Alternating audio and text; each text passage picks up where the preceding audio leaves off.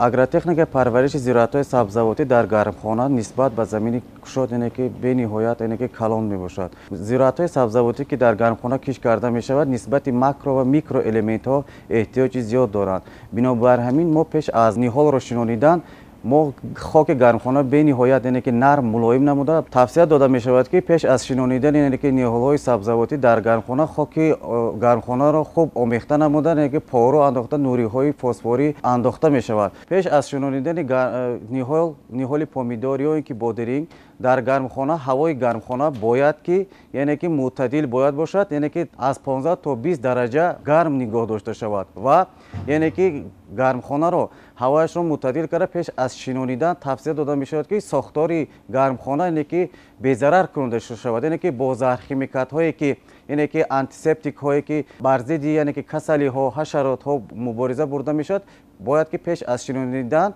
тавсия дода мешавад ки гармхонаро ки нағз ки безарар кунуда шавад. ва вақте ки мо мешинонем ки ниҳоли помидорро тавсия дода мешавад ки вақт пеш аз шинонидани ниҳоли помидор ё ин ки бодиринг системаи решаи ки зироатҳо хуб нағз инкишоф ёфта шуда бошад. Пеш аз шинонидани ниҳоли помидор, занҷабил, қаламфури ширин ки пеш аз киш кардан дар қуттиҳои махсус онро парвариш карда мешавад ки то ки давраи шинонидан 20-25 рӯз ки гузашта бошад ва системаи решаи онҳо хуб инкишоф ёфта шуда бошад. Вақте ки ниҳоли мо барои ки киш намудан шинонидан омода шудагӣ ҳаст, мо онро дар гармхона мешинонем. Вақте ки ниҳолҳои мо омода шудагӣ ҳастанд, ки қадди ниҳолҳое ки мо мешинонем бояд ки аз 15 то 20 сантиметр қад кашидагӣ бошад ва системаи решааш нағз инкишоф ёфта шуда бошад ва дар ҳолате ки шинонидан онҳоро байни ҳар як ниҳоли помидор ё ин ки бодиринг зироатҳое ки дар гармхона шинонида мешавад 15 то 30 сантиметр ки зичӣ дорад, ки фосила дорад. мо дар гармхона бояд ки ҳамин фосиларо риоя карданамон дар кор. Тавсия дода мешавад ки дар гармхона вақте ки мо зич мешинонем ки фосиларо мо риоя намекунем, дар ин ҳолат ки ба растаниҳои мо рӯшноӣ, гармӣ ки баробар тақсим намешавад. бояд ки дар ҳамин ҳолат ки мо ҳамин масофаи шинонидани ниҳолҳои помидор ва бодирингро бояд ки риоя карданамон дар кор. Дар ҳолате ки мо мешинонем ниҳоли помидорро баъд аз шинонидан дарҳол ки ба он об мондан лозим ҳаст. Бояд ки системаи решаи зироатҳои сабзавотӣ хуб инкишоф ёфта нашуд, ки тавсия дода мешавад ки баъд аз шинонидан ҳатман ки обёрӣ кардан лозим ҳаст. дар ҳоле ки мо обёрӣ намекунем, системаи решаи онҳо хуб инкишоф намеёбад ва растанӣ ба хок ки нағз мустаҳкам намечаспад. барои ҳамин мо дарҳол об монданамон лозим ҳаст ки системаи решаи он ки ба хок ки мустаҳкам часпида хуб инкишоф ёбад.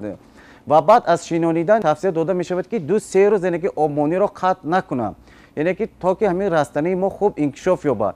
баъд аз он ки системаи решаи он хуб инкишоф ки ёфт, мо дарҳол бо ғизодиҳӣ ки омодагиро мебинем. тавсия дода мешавад ки барои ки зироатҳои сабзавотӣ ки дар гармхона шинонида мешавад, дар як сотиқ ки аз 2.5 то 4 килограмм ки нуриҳои нитрогенӣ, нуриҳои фосфорӣ тавсия дода мешавад.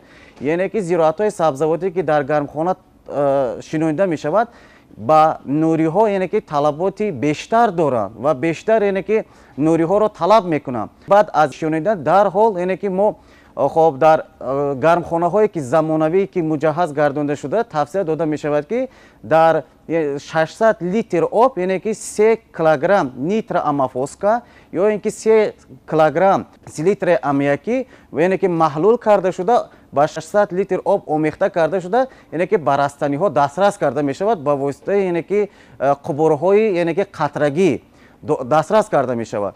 дар ҳолате ки дар гармхона ки обёрӣ ё ки ғизодиҳӣ ки ба таври қатрагӣ ҷорӣ карда шудагӣ нест, тавсия дода мешавад ки намнокии хокро ба инобат гирифта шавад.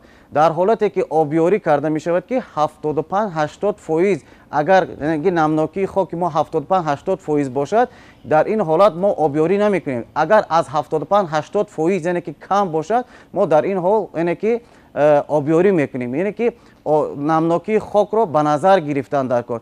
در حالتی که نمناکی خاک زیاد باشد، ما اگر ما آبیاری کنیم یا که غذادهی در این حالت کنیم، سیستم ریشه آن میپوسد، یعنی که پوسش به عمل می اومد و رستنی ما یک باره یعنی که از سیستم ریشهش نابود می شود. برای همین هم یعنی که توصیه داده می شود که خب گرمی را و نمناکی را در گرمخانه حتما همه وقت نظارت کرده شود. یعنی که رستنی های ما خوب آب و تاب یافتنشان در کار هست. توصیه داده می شود که زراعت های سبزیجاتی که در گرمخانه پرورش میکنن به نوری ها احتیاجی زیاد دارن، همین نوریدهی رو بعد از هر هفته یعنی که دوام دادنشون در کار هست. یعنی که ما یک غذادهی دادیم بعد آبدهی، یعنی که دوم سیم غذادهی بعد هر 3 روز، بعد هر یک 4 روز پس، یعنی که توصیه داده میشد که غذادهی رو همین اصول رو پای هم اجرا کردنشون در کار که یعنی که سیستم ریشه آنها خوب آب و تاب یافته و نشو و نمای خوب یابن رستنی ها.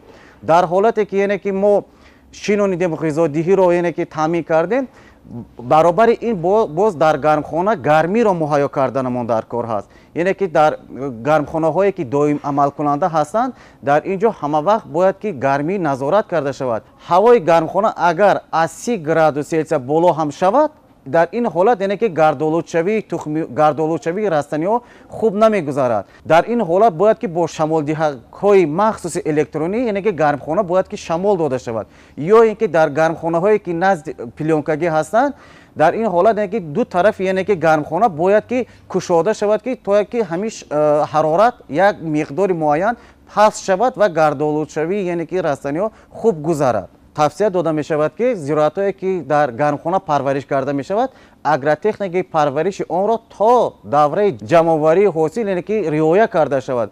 در حالت رعایت نکردن ما یعنی که حاصل بنقشه گرفته شده را به دست آورده نمی توانیم. توصیه داده می شود که نوریدهی و غذادهی زراعت های سبزیجاتی تا دوره یعنی که جمع‌آوری کردن پای هم باید که اجرا کرده شود. یعنی که در حالتی که زراعت های ما از نوری ها یا که از آب یعنی که تنقیسی میکشند، در این حالت یعنی که حاصلی که ما تحریزی کرده شدگی هستیم به دست آورده نمی شود و این چنین یعنی که حاصلناکی آنها کم می شود. باید که در دوره گلکنی زراعت های سبزیجاتی معیار آبدهی و معیار غذادهی در این حالت باید که تامین کرده شود. همه زراعت های سبزیجاتی باید که در همین وقتی گل کردن با آب و با غذا باید که تامین کرده شود.